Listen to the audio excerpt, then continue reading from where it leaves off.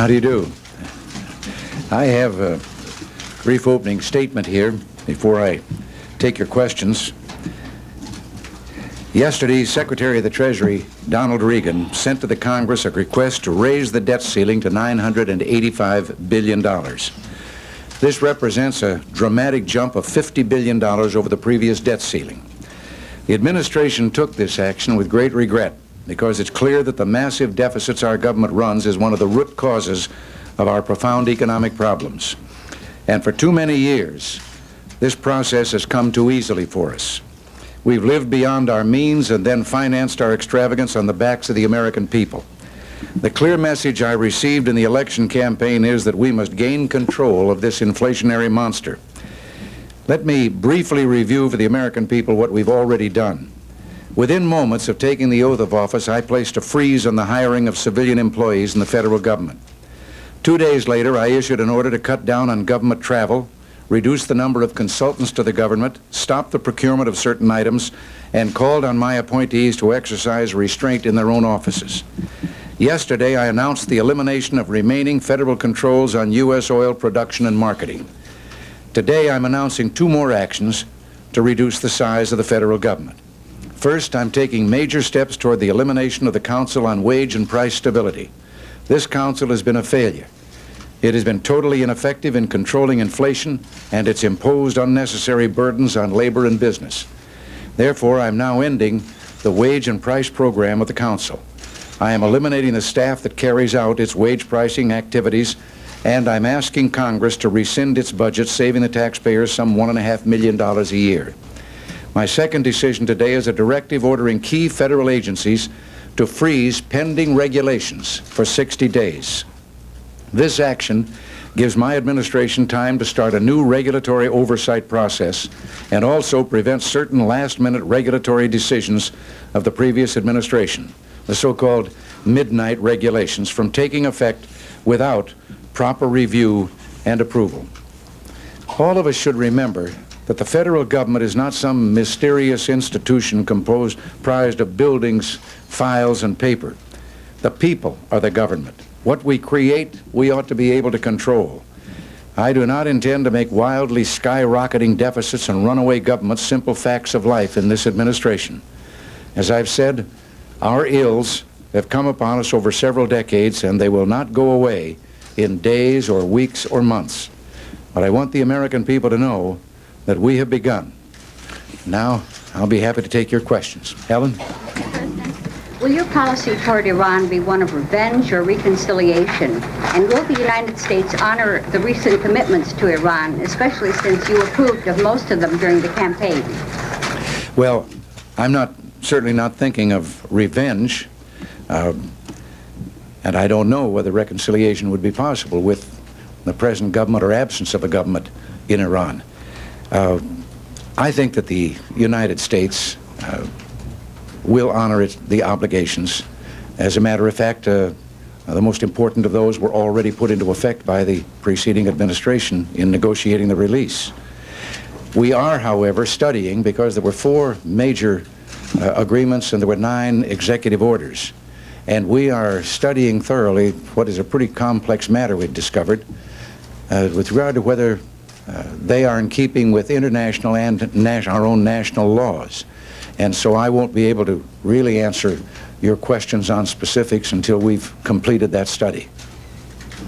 President, the Treasury Secretary said Monday that your budget cuts will be of a much higher magnitude than most people thought they would be. And you said they would be across the board.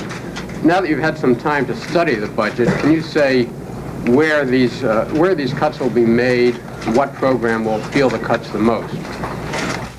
They'll be made every place. What we meant by maybe across the board was the wrong decision, although it describes it. What I meant was that no one is exempt from being looked at for areas in which we can make cuts in spending. And yes, they probably are going to be bigger than anyone has ever attempted, because this administration did not come here to be a caretaker government and just hope we could go along the same way and maybe do it a little better. We think the time has come where there has to be a change of direction of this country, and it's going to begin with reducing government spending. Yeah? Mr. President, in your welcoming address to the freed Americans, you sounded a warning of swift and effective retribution in future terrorist situations. What kind of action are you prepared to take to back up this hard rhetoric? Well, that's a question that I don't think you can or should answer as to specifics. This is a big and it's a powerful nation. It has a lot of options open to it. And to try and specify now just particularly what you should do, I think is one of the things that's been wrong. People have gone to bed in some of these countries that have done these things to us in the past, confident that they can go to sleep, wake up in the morning, and the United States wouldn't have taken any action. What I meant by that phrase was that anyone who does these things, violates our rights in the future, is not going to be able to go to bed with that confidence. Walt? Mr. President, you campaigned rather vociferously against the SALT II treaty, saying it was slanted toward the Soviet Union. And yet I noticed your Secretary of State, Mr. Haig, now seems to suggest that for the time being at least, the United States will abide by the limits of the SALT II treaty, and he hopes the Soviet Union will too. How long do you intend that the United States should abide by the terms of a SALT agreement which you consider inequitable, and what do you consider its greatest inequities to be? Well, the SALT treaty, first of all, I think permits a continued buildup on both sides of strategic nuclear weapons, but in the main thing authorizes an immediate increase in large numbers of Soviet warheads. There is no verification as to the number of warheads on the missile, no method for us to do this. I don't think that a treaty, SALT means strategic arms limitation, that actually permits a buildup on both sides of strategic nuclear weapons can properly be called that. And I have said that when we can, and I am willing for our people to go into negotiate, or let me say discussions leading to negotiations, that we should start negotiating on the basis of trying to effect an actual reduction in the numbers of nuclear weapons. That would then be real strategic arms limitation. And I happen to believe also that you can't sit down at a table and just negotiate that unless you take into account, in consideration at that table, all the other things that are going on. In other words, I believe in linkage. Sam? Mr. President, what do you see as the long-range intentions of the Soviet Union? Do you think, for instance, the Kremlin is bent on world domination that might lead to a continuation of the Cold War? Or do you think that under other circumstances, détente is possible? Well, so far, détente's been a one-way street that the Soviet Union has used to pursue its own aims. I don't have to think of an answer as to what I think their intentions are. They have repeated it. I know of no leader of the Soviet Union since the revolution, including the present leadership, that has not more than once repeated in the various communist congresses they hold their determination that their goal must be the promotion of world revolution and a one world socialist or communist state, whichever word you want to use. Now, as long as they do that, and as long as they at the same time have openly and publicly declared that the only morality they recognize is what will further their cause, meaning they reserve unto themselves the right to commit any crime, to lie, to cheat, in order to attain that, and that is moral, not immoral. And we operate on a different set of standards. I think when you do business with them, even at a détente, you keep that in mind. Let me take someone, a young lady there. Mr. President, what's your opinion of American companies that now want to resume business with Iran? My opinion of American companies that want to resume business with Iran? I hope they're going to do it by long distance. We wouldn't want to go back to having just a different cast of characters but the same show going on. I can understand that, particularly in the field of energy. They're wanting to do that. But we're urging that people think long and hard before they travel to Iran, because we don't think their safety can be guaranteed there. Mr. President, 3 Americans are still incarcerated in Vietnam. Can you tell us the status of their cases and whether the administration is doing anything to get them back? I have told our people about those 3. They knew about them, of course, but have told them that, yes, we continue, and we want to get them back also.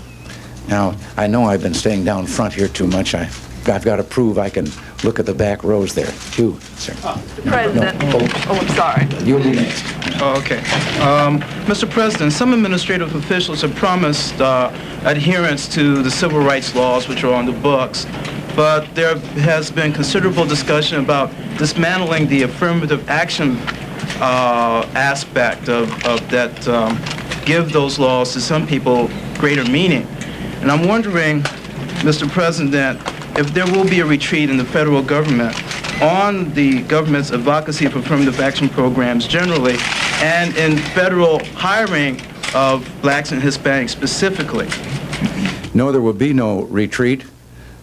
This administration is going to be dedicated to equality. I think we've made great progress in the civil rights field. I think there are some things, however,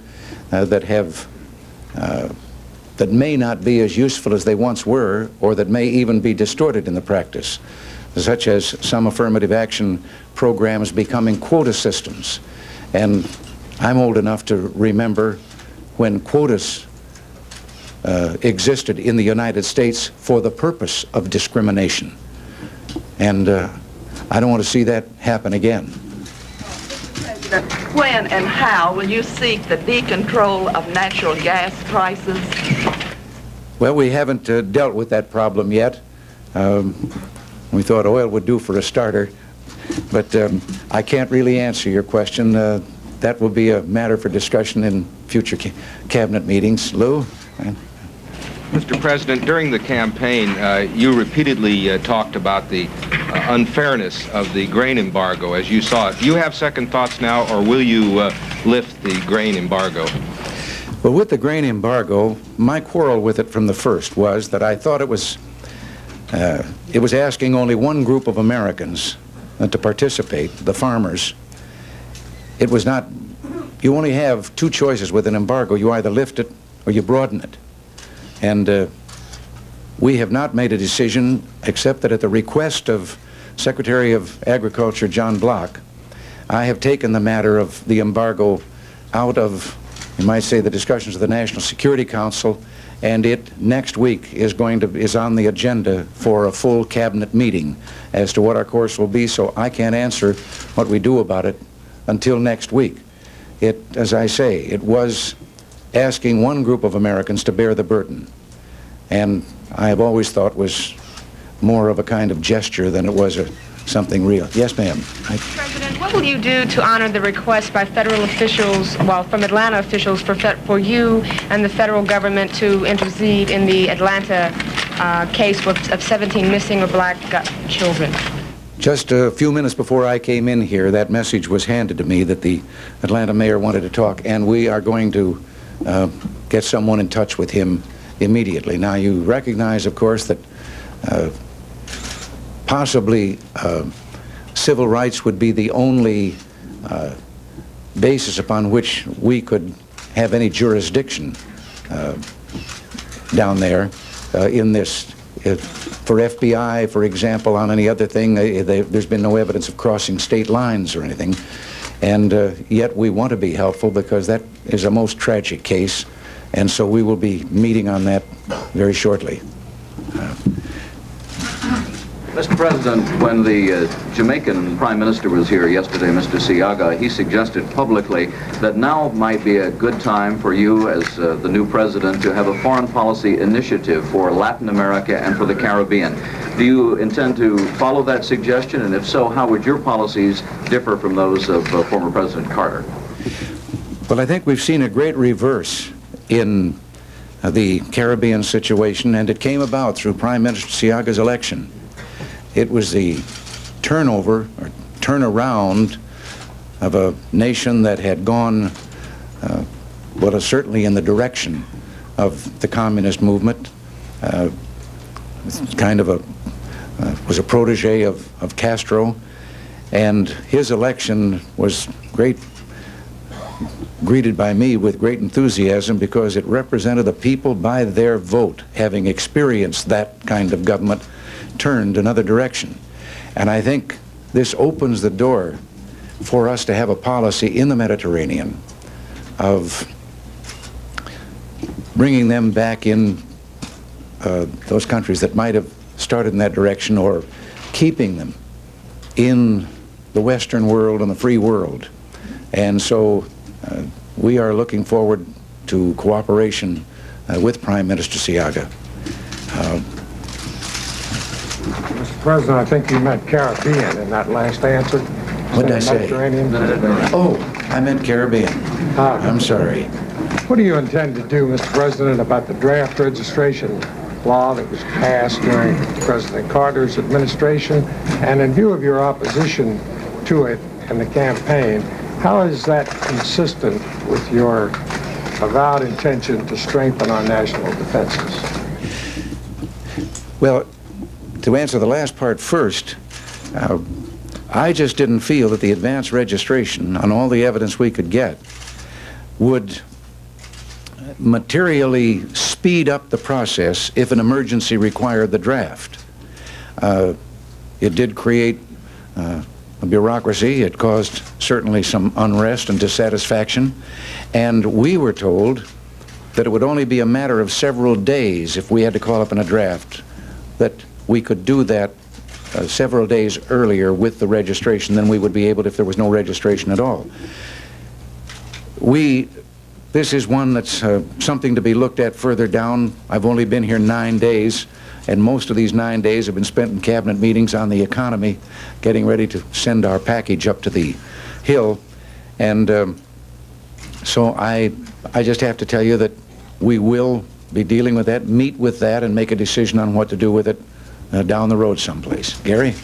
Mr. President, speaking of your economic package, could you give us your thoughts on an effective date for the tax cuts that you plan to recommend in your economic recovery plan, and specifying whether you prefer one effective date for business and another for personal cuts, or whether you'd like to combine them? I'd like to see it all go forward all at once. As to date, I know there's been talk about whether it should be retroactive back or whether it should be as of that minute. That to me isn't as important as getting for individuals the principle of a 10% cut for each of 3 years in place, and the business taxes also, so that we can all look forward with some confidence of stability in the program. And we're going to strive for that, and I can't really answer you about what the date will be until we submit the package.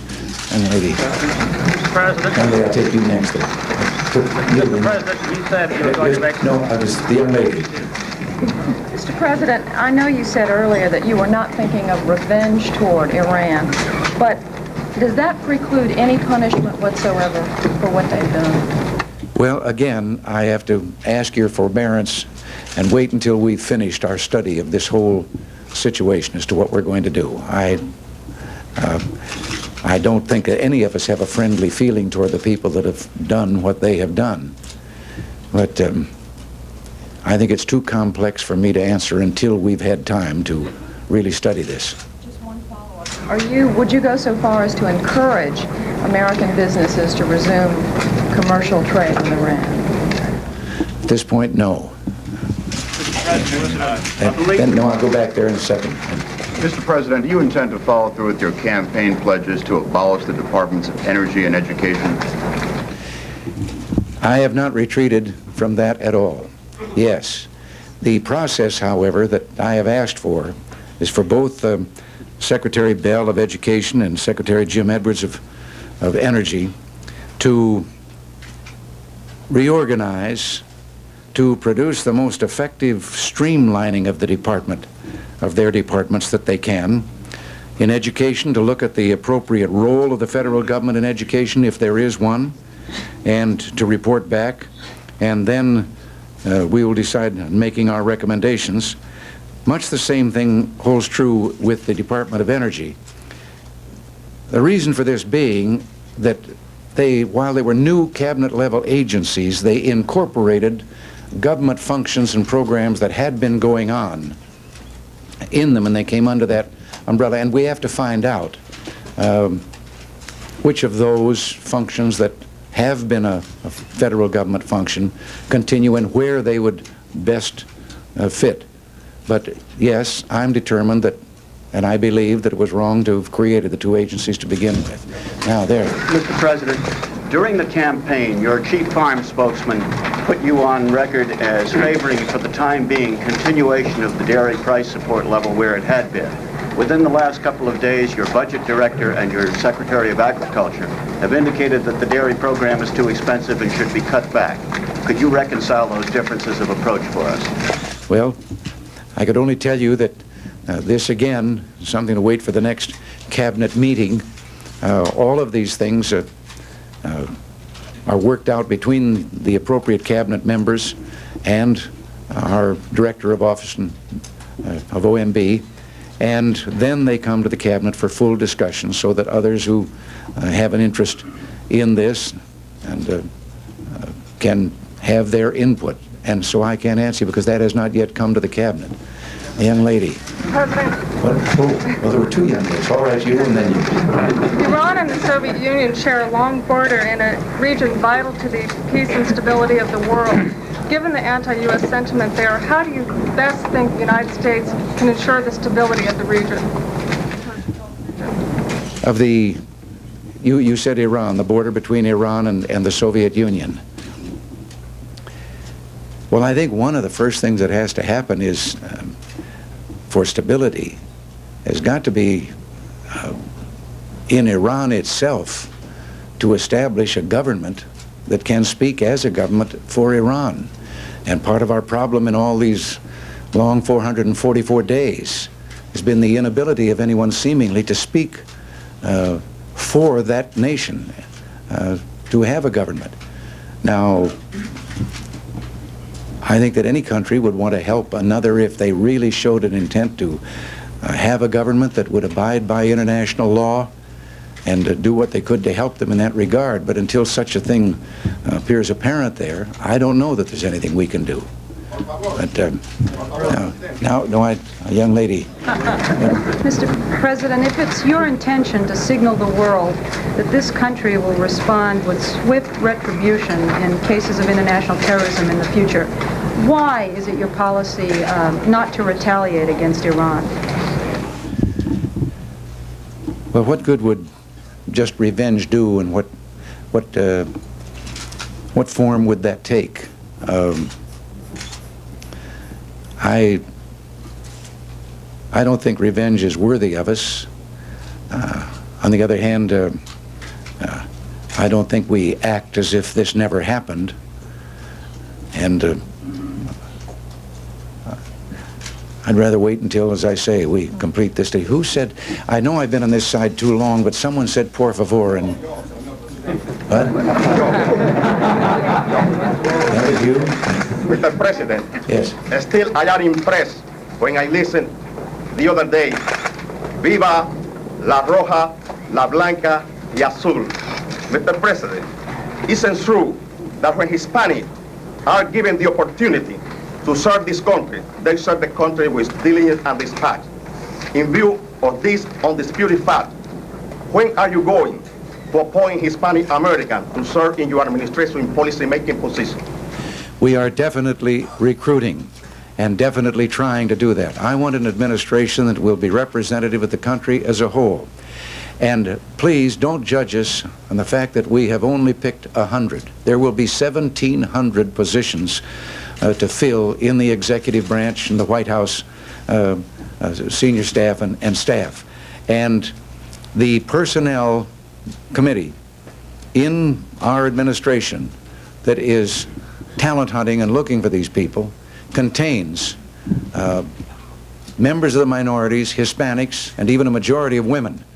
And we want that very much. So don't judge us now by the tip of the iceberg. Wait till it's all in. President, yes, thank you. Mr. President, Paul Volcker, the chairman of the Federal Reserve Board, has been implementing policies that are exactly opposite in basic thrust from what you recommend. He has been squeezing the productive sector of the economy in favor of the speculative sector. Now, I mean, frankly, Mr. President, there are important sections of the American economy that are about to go under and won't even have an opportunity to benefit from the programs that you're putting forward because of the Federal Reserve's policy. I have a two-part question. First of all, do you think that objective economic conditions justify the interest rate levels that we now have? And I don't mean for your answer to imply a criticism of the Fed. It's just an objective question. And the second question is, are you concerned that there might be a sabotage, so to speak, of your policies by programs that the Federal Reserve might be putting forward? No, I'm not concerned that there would be sabotage. I've met with Mr. Volcker, and not with the intention of trying to dictate, because it is an independent agency and I respect that. But I think that we have to face the fact that interest rates are not in themselves a cause of inflation, they're a consequence. And when you have, as we have had, double-digit inflation back-to-back for 2 solid years now, the last time that happened was in World War I. And when you have double-digit inflation there, that way, there is no question that interest rates are going to have to go up and follow that inflation rate. And so the answer to the interest rates is going to be our program of reducing government spending tied to the reduction of the tax rates that we've spoken of to bring down inflation, and you'll find that interest rates come down. We do want from the Fed and would ask for a moderate policy of money supply increasing relative to legitimate growth. All of these things have to work together. But I don't think that the Fed just deliberately raises interest rates. The reason that we've got to tie taxes and we have to tie spending together is for all these decades, we've talked about solving these problems, and we've acted as if the two were separate. So one year we fight inflation, and then unemployment goes up, and then the next year we fight unemployment and inflation goes up. It's time to keep the two together where they belong, and that's what we're going to do. Yes, sir. Mr. President, a number of conservative leaders, among them some of your staunchest and most durable supporters, such as Senator Jesse Helms, are very concerned about some of your appointments. The basis of the concern is that many people who have been longtime Reaganites and supporters of yours do not seem to be able to get jobs, like Bill Van Cleve, who played a key role on your defense transition team, whereas other individuals who have not supported you throughout the years or your philosophy, like Mr. Terrell Bell, the Secretary of Education, who was for the establishment of the departments which you've said you're going to abolish, and Mr. Frank Carlucci, Deputy Secretary of Defense, who was not a supporter of yours, that they have gotten jobs. My question is, why are these individuals in your administration? Why isn't Mr. Van Cleve? And how much of a problem do you think this conservative dissatisfaction with your appointments is? The only problem that I've had that is more difficult than knowing which hand raised to point to here, and believe me, it bothers me. I go home feeling guilty on all the hands that I couldn't point to. The only problem greater I've had is in the selection of personnel. Now, in many instances, some of the people that have been mentioned, whose names have been mentioned by others, did not want a position in the administration. Helped, worked very hard, and wanted nothing for it. But you also have to recognize there aren't that many positions. After all, look how many votes I had. You can't reward them all. But thank you. All right, thank you over it. Don't feel guilty. Don't feel guilty. That's because you... That's right. Those who got to ask a question like the new system. Those who didn't hate it.